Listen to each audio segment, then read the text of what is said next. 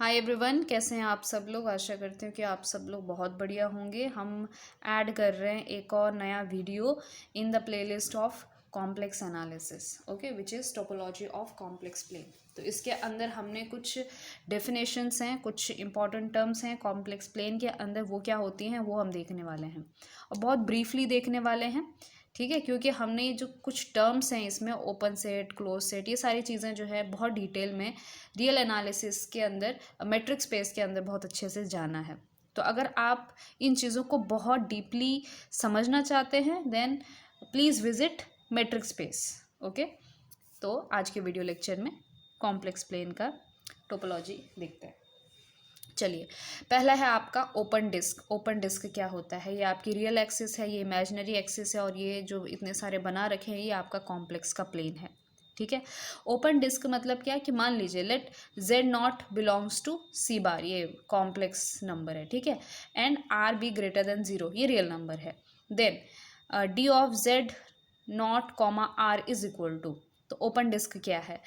Z belongs to C, यानी कि ऐसे कॉम्प्लेक्स नंबर का set such that mod of z minus z not is less than r, ठीक है। तो यहाँ पे क्या मतलब हुआ कि जेड से लेकर जेड नॉट के बीच का जो डिस्टेंस है, मॉड मतलब क्या? Distance, okay. तो वो कितना है? आर से स्ट्रिक्टली लेस है, ओके।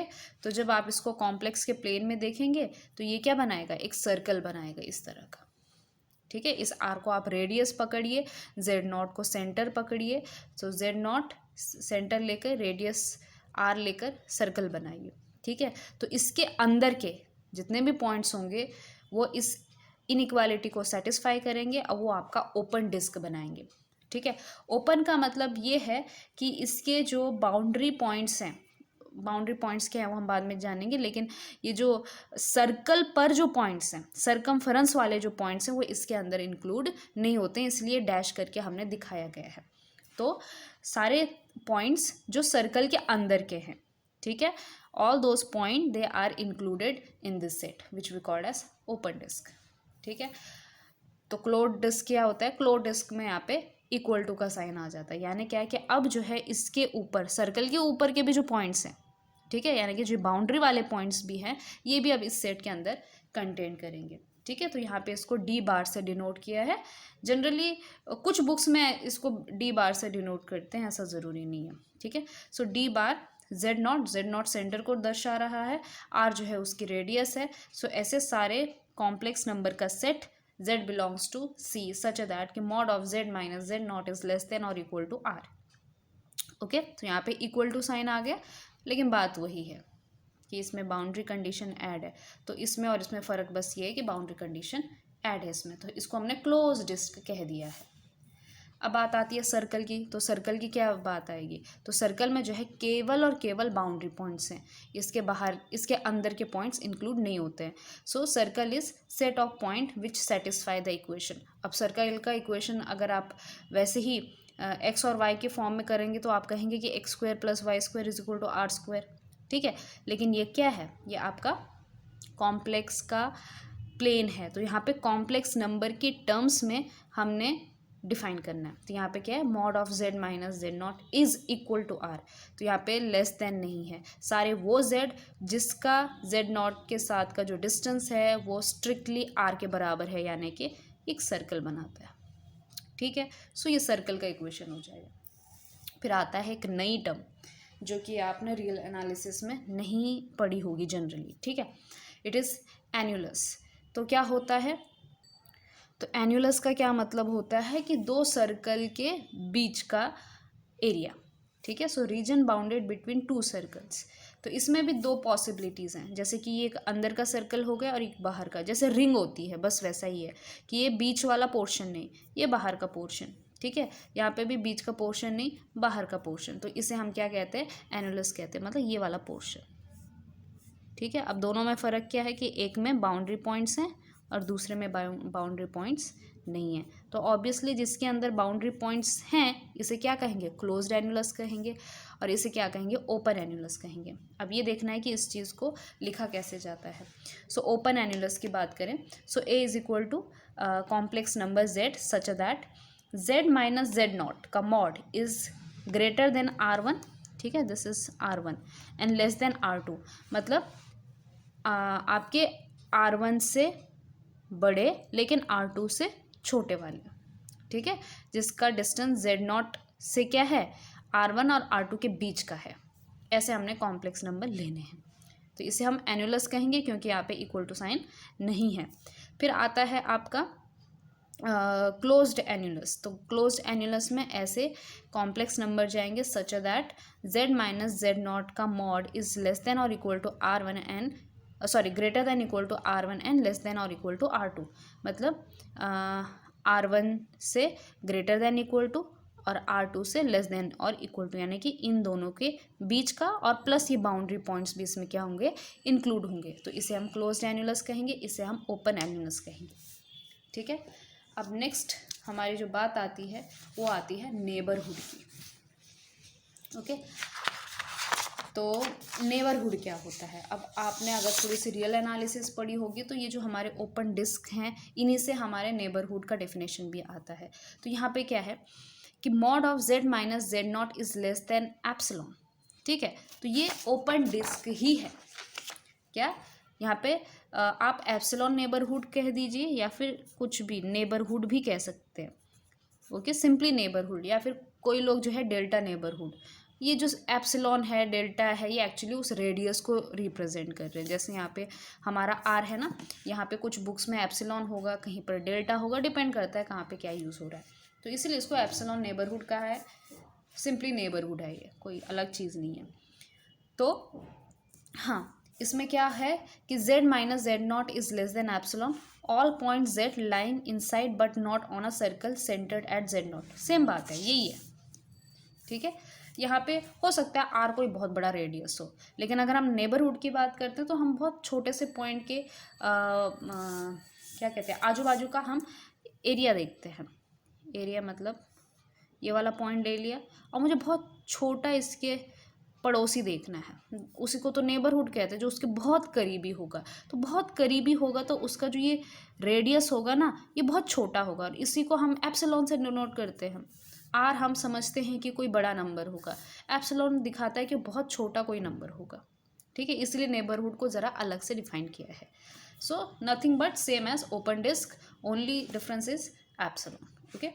और ये भी नेबरहुड है, ये तो ऑब्वियसली बड़ा वाला नेबरहुड है, ये छोटा वाला नेबरहुड है, और एक पॉइंट के बहुत सारे नेबरहुड हो सकते हैं। ये चीज़ आप यहाँ से समझ चुके होंगे, ठीक है। सो नेबरहुड का मतलब आप समझ चुके हैं। फिर दूसरी बात आती है, ये चीज़ आपने रियल एनालिसिस में नहीं सुनी होगी क्योंकि वहाँ पे इसका यूज़ मैंने आज तक नहीं देखा है, ठीक है। So it is deleted neighbourhood, या फिर इसे कहते हैं पंक्चर डिस्क, ठीक है। पंक्चर डिस्क मतलब आपका ये डिस्क था और इसको पंक्चर कर दिया, मतलब इसका एक पॉइंट निकाल दिया, बीच में से छेद कर दिया, तो इसी को पंक्चर डिस्क कहते हैं या फिर डिलीटेड नेबरहुड कहते हैं। डिलीटेड नेबरहुड यानी क्या कि आपने जिस पॉइंट का नेबरहुड लिया ना उसी पॉइंट को हटा दिया। कि हमने क्या कहा, इसमें ये कह रहा है, सिंपल सी बात है कि नेबरहुड में ये है कि हम खुद के भी पड़ोसी हैं इस डेफिनेशन के हिसाब से, ठीक है। और डिलीटेड नेबरहुड मतलब क्या कि हमको छोड़कर बाकी जो मेरे पड़ोस में हैं उसे हम डिलीटेड नेबरहुड कह रहे हैं, ओके। सो ये डिफरेंस है। तो डिलीटेड नेबरहुड में क्या करते हैं, हम इस z नॉट को निकाल देते हैं, बाकी सेम है, z minus z not less than epsilon. तो यहाँ पे फ़र्क क्या हुआ कि z minus z naught is less than epsilon but is also greater than zero, ठीक है। क्योंकि ज़ीरो कब आता है, जब z जो है वो z नॉट के बराबर हो जाता है, और वो हम ले नहीं रहे हैं, इसलिए this is greater than zero less than epsilon, this is deleted neighbourhood. आपने जो है डिलीटेड नेबरहुड लिमिट पॉइंट की डेफिनेशन में लिखा होगा, ठीक है। अब बात करते हैं 3 पॉइंट्स की, खैर 4 पॉइंट्स दिए गए हैं यहाँ पे। एक है आपका इंटीरियर पॉइंट, एक है एक्सटीरियर पॉइंट, एक है बाउंड्री पॉइंट। अब डेफिनेशन मतलब सिंपल भाषा में तो हम समझते हैं कि इंटीरियर पॉइंट क्या है कि जो इस सेट के अंदर है, बाउंड्री पॉइंट मतलब क्या जो यहाँ पर है, और एक्सटीरियर पॉइंट मतलब क्या जो बाहर है, ठीक है। लेकिन इस चीज़ को थोड़ा सा अच्छे से समझते हैं नेबरहुड की डेफिनेशन के हिसाब से। तो इंटीरियर पॉइंट मतलब क्या कि a point z naught belonging to s is said to be interior point of a set s। सबसे पहली बात, ये चीज़ मैं बहुत बार कहती हूँ कि पहले आप डेफिनेशन को अगर बहुत ध्यान से पढ़ेंगे तो बहुत सी चीज़ें आप खुद ही समझ लेते हो। क्या कि कोई भी पॉइंट है वो एस से बिलोंग कर रहा है, जेड नॉट एस से बिलोंग कर रहा है, और ये जेड नॉट जो है वो एस का इंटीरियर पॉइंट होगा कब, बाकी की बात तो बाद में है, लेकिन पहली कंडीशन ये है कि जो इंटीरियर पॉइंट होता है ना वो उसी सेट में बिलोंग करता है।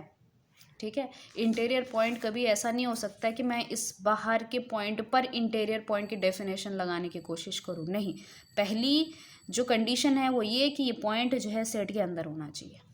ठीक है, so a point z not belongs to S is said to be interior point of S if क्या there exist at least one neighborhood of z naught which lies entirely inside s।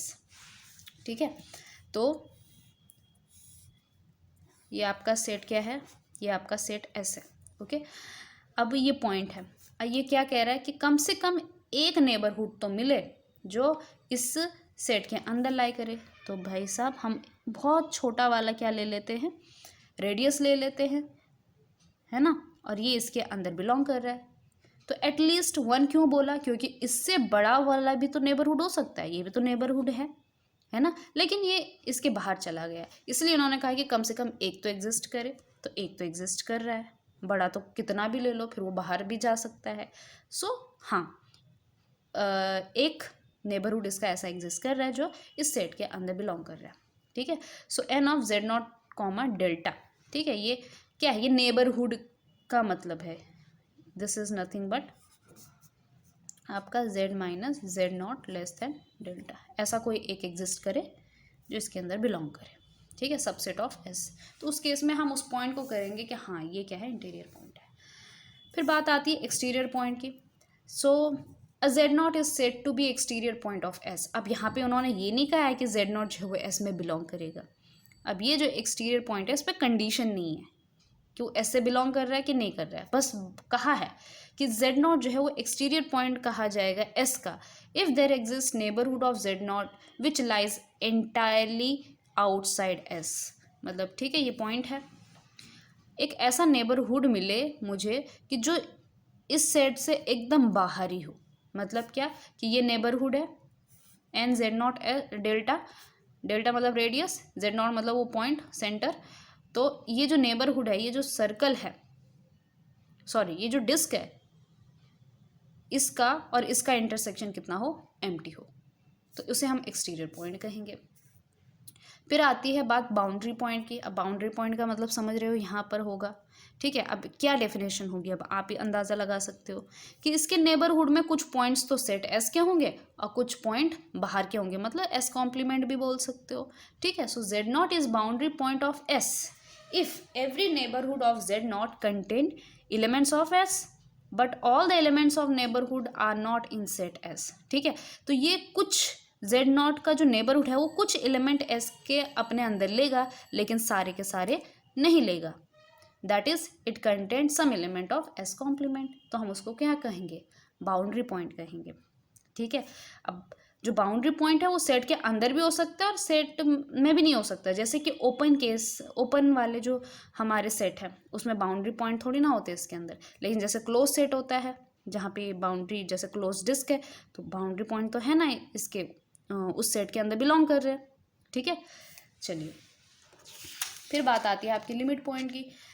Limit point क्या होता है कि z naught is said to be limit point of s if every neighborhood of z naught contain at least one point of s other than z not. तो यहाँ पे हम deleted neighbourhood की बात कर रहे हो कि every neighborhood of z not which contain at least one point of s other than z not. मतलब क्या कि हाँ, लेकिन यहाँ पे एवरी नेबरहुड कह रहा है कि आप जो है z नॉट का क्या लो, नेबरहुड लो।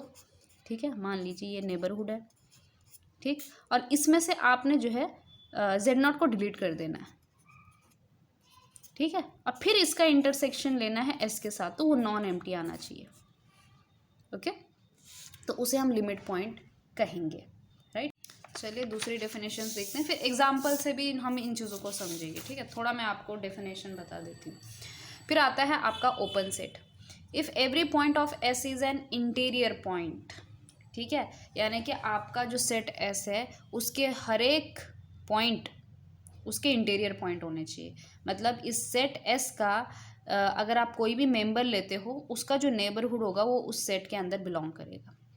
ठीक, तो जैसे कि आपका जो है सेट एस है, mod of Z is less than 1, मतलब क्या कि यहाँ पे जेड माइनस ज़ीरो है ये, तो ये एक यूनिट सर्कल बना दिया हमने। ठीक है, अब यहाँ से आपको चीज़ें क्लियर हो जाएंगी। तो ये ओपन सेट क्यों है? ये ओपन सेट इसीलिए है कि अगर आपके इसके अंदर का कोई भी पॉइंट ले लो, ये कोई भी पॉइंट ले लो, तो इसके ऊपर जो है आपको एक ऐसा इसका नेबरहुड मिल जाएगा जो एंटायरली इसके अंदर कंटेन करेगा। ठीक है, अब एंटायरली इसके अंदर कंटेन कर रहा है तो उस केस में ये जो है इंटीरियर पॉइंट की डेफिनेशन होल्ड कर देता है। इसका मतलब ये हुआ कि ये आपका क्या है, अपने सारे पॉइंट्स इसके जो हैं वो इंटीरियर पॉइंट है, इसलिए ये एक ओपन सेट है ये। ठीक है, वहीं पर अगर मैं दूसरा देखूं, ये सेट है आपका 1 - 1 आइटा माइनस आइटा। ठीक है, ये सिर्फ 4 मेंबर है इसके अंदर, इसके अंदर पूरे इस सर्कल के अंदर के मेंबर हैं, इस पर केवल 4 मेंबर हैं। ठीक है, अब ये मेंबर हैं। ठीक है, तो ये ओपन सेट क्या कहता है कि हर एक मेंबर जो है इसका इंटीरियर पॉइंट होना चाहिए। तो अगर मैं 1 की बात करूँ तो 1 के आजू बाजू अगर मैं कितना भी छोटा रेडियस का नेबरहुड बना दूँ, ये जो सर्कल बनेगा वो हमेशा इस सेट से बाहर आएगा। ठीक है ना, ये आजू बाजू के पॉइंट्स जो हैं वो इसमें कंटेन नहीं करते हैं। ठीक, इसीलिए ये जो पॉइंट्स हैं ये इसके इंटीरियर पॉइंट नहीं हैं। ठीक है, तो जो भी एस है, एस के अंदर जितने भी पॉइंट्स होंगे वो उसके इंटीरियर पॉइंट होंगे। ठीक है ना, every point of S is an interior point, लेकिन this is not true in this case. Okay, reason आप समझ चुके हैं। इसीलिए आपका S is equal to 1 - 1 iota minus iota open set नहीं है। क्लोज सेट की जो डेफिनेशन होती है वो लिमिट पॉइंट के बेसिस पे होती है, ये चीज़ आप जानते ही हैं। तो क्लोज सेट क्या होता है कि जो अपने सारे लिमिट पॉइंट को क्या करे, कंटेन करे। ओके, तो इसका एक एग्जांपल दिया है इन्होंने, एन्युलस का एग्जांपल दिया है। ठीक है, और एक एस है, चलो पहले ये वाला बता देती हूँ मैं, 1 - 1 आइटा माइनस आइटा। ठीक है, लिमिट पॉइंट क्या होता है? लिमिट पॉइंट का मतलब कह दिया था कि कोई भी पॉइंट लो, आप कोई भी पॉइंट लो और उसका नेबरहुड लो। ठीक है, जैसे मान लीजिए मैंने 1 पॉइंट ले लिया और इसका नेबरहुड ले लिया, तो इस 1 पॉइंट को छोड़कर अब जो बचा यानी कि डिलीटेड नेबरहुड और इस एस के बीच में क्या होना चाहिए, कुछ ना कुछ इंटरसेक्शन आना चाहिए। तो आ रहा है क्या? नहीं आ रहा है, ना -1 के साथ, ना आइटा के साथ, ना माइनस आइटा के साथ। इनफैक्ट इस एस का कोई लिमिट पॉइंट ही नहीं है। तो इस सेट एस का कोई लिमिट पॉइंट ही नहीं है, मतलब लिमिट पॉइंट ही नहीं है, तो कहने का मतलब ये है कि वो अपने लिमिट पॉइंट को कंटेन नहीं कर रहा है, क्योंकि है ही नहीं वो। ठीक है, इसलिए इसको क्लोज माना जाता है। ओके, इसलिए आपका जो सेट है 1 - 1 आइटा माइनस आइटा, ये क्या है, ये एक क्लोज सेट है। ठीक है, आप ये कह सकते हो कि डिराइव सेट कहते हैं ना हम, कलेक्शन ऑफ लिमिट पॉइंट, तो ये एम्प्टी सेट आ गया। और एम्प्टी सेट क्या हो गया, इसका सबसेट हो गया। यही तो होना चाहिए कि लिमिट पॉइंट जो है सारे इसके अंदर, उसी सेट के अंदर कंटेन हो। तो ऐसे केस में ये अपना क्लोज सेट है। ठीक है, और यहाँ पे ऐसे आपका एक एन्युलस। ठीक है, तो एन्युलस क्या होता है, क्लोज सेट होता है। तो एन्युलस कहाँ गया, हाँ, जैसे कि ये वाला ले लो आप। ठीक, तो इसके अंदर के जितने भी पॉइंट्स हैं, है ना, इनका नेबरहुड ले लो, डिलीटेड नेबरहुड ले लो, तो ऑब्वियसली इस सेट के साथ कुछ ना कुछ इंटरसेक्शन आता ही है, तो उनको तो कंटेन करता ही है। ठीक है, प्लस इसके जो बाउंड्री पॉइंट्स हैं ये भी इसके लिमिट पॉइंट होते हैं। ये बाहर का जो बाउंड्री पॉइंट है वो भी लिमिट पॉइंट होता है। हमेशा ध्यान में रखिए कि आपका जो जैसे क्लोज डिस्क है तो वो एक क्लोज सेट है। ठीक है, ये क्लोज एनुलस है, ये भी एक क्लोज सेट है। ठीक है, तो ये एक एग्जांपल है आपका क्लोज सेट का। ये अपने सारे लिमिट पॉइंट को क्या करता है, कंटेन करता है। ओके, नेक्स्ट है आपका बाउंडेड सेट। बाउंडेड सेट यानी क्या कि एक हमारे पास एक positive number m greater than 0 ऐसा मिल जाए, सच दैट कि mod of z is less than m for all z belongs to s। मतलब आप सेट s ले लीजिए, तो उस सेट s के जितने भी मेंबर हैं, ठीक है, उन मेंबर का मॉड क्या हो, m से लेस हो। तो मॉड z का क्या मतलब होता है, मॉड्यूलस होता है, यानी कि सेंटर से कितना डिस्टेंस है, तो कितना होना चाहिए, m से छोटा होना चाहिए। तो जैसे कि ये है, ये क्या है, ये एक बाउंडेड सेट है, ठीक है ना। यानी क्या कि अगर मैं कोई दूसरा कोई भी m लेती हूँ बड़ा, इसकी रेडियस कितनी है, इसकी रेडियस 1 है, ठीक है। इस 1 से बड़ा मैं कोई दूसरा ले लेती हूँ, 1 से बड़ा है ये रेडियस, ये डिस्क ले लिया, तो इस डिस्क के अंदर ये आ गया, ठीक है। ऐसा समझ लीजिए कि अगर कोई आप डिस्क लेते हो उसके अंदर वो आ जाता है, कॉम्प्लेक्स प्लेन की बात कर रही हूँ मैं, ठीक है। यहाँ पे तो यहाँ पे केवल यही एग्जांपल चलेंगे। तो उस डिस्क के अंदर वो सेट आ जाता है, तो उस केस में हमारा क्या हो जाएगा, वो बाउंडेड हो जाएगा, ठीक है। सो वेरी सिंपल, यहाँ पे कोई मैंने z ले लिया, ठीक है, और इसका मॉड क्या हो जाएगा, इस रेडियस से, ये कैपिटल M है, इस रेडियस से क्या है, लेस है। और ये हर पॉइंट इस सेट के अंदर के तमाम जितने पॉइंट्स हैं उसके लिए ट्रू है। इसका मतलब ये है कि ये सेट कैसा है, बाउंडेड सेट है। लेकिन वहीं पर अगर मैं कोई एक सेट लेती हूँ ऐसा, ये अंदर के छोड़ के बाकी के जितने भी बाहर के पॉइंट्स हैं, ठीक है, ये अंदर के पॉइंट्स नहीं है, बाहर के पॉइंट्स, तो ये जो सेट है ये बाउंडेड नहीं है, क्योंकि बाहर के पॉइंट्स ले रहा है। तो आप इस पूरे प्लेन को जो है एक डिस्क के अंदर नहीं ले आ सकते हो, ठीक है। This is your bounded set. Next है आपका कॉम्पैक्ट सेट। कॉम्पैक्ट सेट मतलब क्या, कि जो सेट क्लोज्ड भी हो, बाउंडेड भी हो, ऐसा सेट क्या होता है आपका, कॉम्पैक्ट सेट होता है, ठीक है। तो जैसे कि ये एनुलस है, एनुलस हो गया, क्लोज डिस्क हो गई, ये आपके कॉम्पैक्ट है। कॉम्पैक्ट क्यों है, क्योंकि मैं इसको जो है इसके अंदर डाल सकती हूँ। एक तो ये क्लोज्ड भी है, जैसे एनुलस एक क्लोज सेट है, प्लस ये जो है बाउंडेड सेट भी है, मैं इसको दूसरे डिस्क के अंदर भी फिट कर सकती हूँ, ठीक है। लेकिन वहीं पर एक एग्जाम्पल दिया है, नॉन एग्जाम्पल दिया है, S is equal to eta upon n। तो ये कॉम्पैक्ट क्यों नहीं है ये देखते हैं। तो S is equal to eta by n का क्या मतलब हुआ, आइटा मतलब ये ऊपर वाला, ठीक है। तो आपको ये चीज़ पता है कि ये सेट कैसा आएगा, eta upon 1, eta upon 2, eta upon 3, किसको टेंड कर रहा है, 0 को टेंड कर रहा है। मतलब ये है आपका आइटा, फिर ये आएगा आइटा बाई 2, फिर आएगा आइटा बाई 3, आइटा बाई 4, मतलब ये दूसरा पेन लेना पड़ेगा मुझे। ये आइटा है आपका, ये आइटा बाई 2 है, या आइटा बाई 3 है। मतलब यहाँ पर सेंटर पे, यहाँ पे पूरी क्या हो जा रही है, बहुत कंजस्टेड सा हो रहा है। तो ये हमारा क्या है, सेट है, सिर्फ ये वाले पॉइंट्स हैं हमारे इस सेट के अंदर, ठीक। अब देखो 0 इसका क्या है, 0 इसका लिमिट पॉइंट है, लेकिन ये जो 0 है ये इस सेट में बिलोंग नहीं कर रहा है। मतलब क्या, ये जो सेट है ये अपने लिमिट पॉइंट को कंटेन नहीं कर रहा है, तो ये क्लोज्ड नहीं हुआ, जबकि ये बाउंडेड है। इतने से पॉइंट्स हैं, इनको मैं जो है एक सर्कल के अंदर बंद कर सकती हूँ, एक डिस्क के अंदर मैंने बंद कर दी, ठीक है। तो यहाँ एक ऐसा m मिल सकता है कि हर एक मेंबर का जो मॉड है ये इस m से छोटा है, लेकिन बाउंडेड है, लेकिन ये क्लोज्ड नहीं है, इसलिए कॉम्पैक्ट नहीं है, ठीक है। और जो कॉम्पैक्ट है उसका एग्जाम्पल मैंने आपको दे दिया है।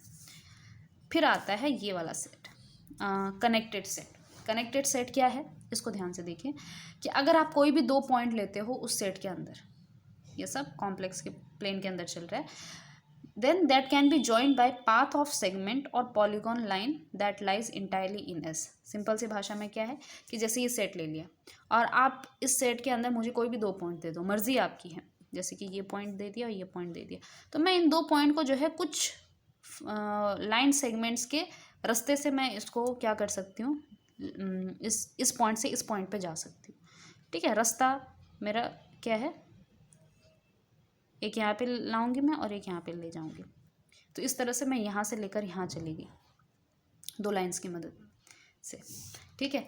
जो एनुलस होता है ये भी आपका एक कनेक्टेड सेट होता है, ठीक है।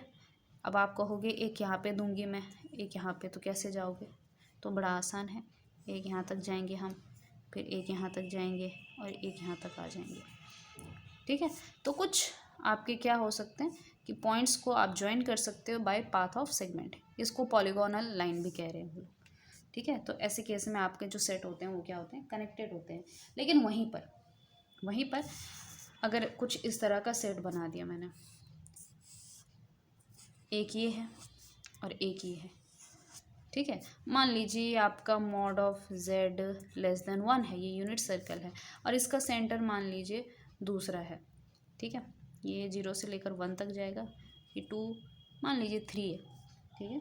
सो ये क्या हो जाएगा, z माइनस 3 का मॉड इज़ लेस देन 1। दोनों का रेडियस 1 1 है, लेकिन एक 0 पे सेंटर है, एक 3 पे सेंटर है, तो ये एकदम अलग अलग सेट हो गया। अब मैंने इन दोनों सेट का, ठीक है, तो ये एक S1 है मान लीजिए ये वाला सेट, S2 है ये वाला सेट, मैंने इन दोनों का क्या कर दिया, यूनियन कर दिया, ठीक है। अब ये भी तो एक सेट ही बन गया, लेकिन ये कनेक्टेड नहीं है, क्योंकि ऑब्वियसली ये कनेक्टेड नहीं है, दिखाई दे रहा है आपको, लेकिन डेफिनेशन के हिसाब से अगर एक पॉइंट यहाँ लेती हूँ, एक यहाँ लेती हूँ, तो मैं इसको एक लाइन से कनेक्ट नहीं कर सकती, सो दिस इज़ नॉट कनेक्टेड, ठीक है। सो हाँ, लेकिन अगर इन दोनों के बीच में मान लीजिए एक पॉइंट कॉमन हो जाता है, यहाँ पे आ जाता है, तो उस केस में ये कनेक्टेड हो जाएगा, ठीक है। This is your connected set. चलिए, अब आप सोच रहे होंगे कि मैं इन डेफिनेशन को इतना ब्रीफली क्यों बता रही हूँ, क्योंकि हमने इनको डिटेल में बहुत बार किया हुआ है, ठीक है। चलिए, नेक्स्ट 2 इम्पॉर्टेंट डेफिनेशन कॉम्प्लेक्स के अंदर जो पता होनी चाहिए आपको, वो है आपका डोमेन और रीजन, ओके। सो डोमेन क्या है, डोमेन मतलब a non empty open set. सबसे पहली बात, a non empty open set that is connected is called domain. कोई भी ओपन सेट है, ओके, प्लस क्या है, वो कनेक्टेड है। सबसे बेस्ट एग्जांपल क्या है, ओपन डिस्क है आपका, ठीक है। अब ये देखो, ये क्या है, ओपन डिस्क है, ओपन सेट है, ओपन डिस्क जो है ओपन सेट होता है, और ये कनेक्टेड भी है। मतलब क्या, यहाँ के पॉइंट्स कोई भी 2 पॉइंट्स ले लो आप, एक लाइन से इसको ज्वाइन कर सकते हो। एक क्या मतलब मल्टीपल लाइन्स जितने भी ज़रूरी हैं उतने से ज्वाइन कर सकते हो, तो इसे हम क्या कहेंगे, डोमेन कहेंगे, ठीक है।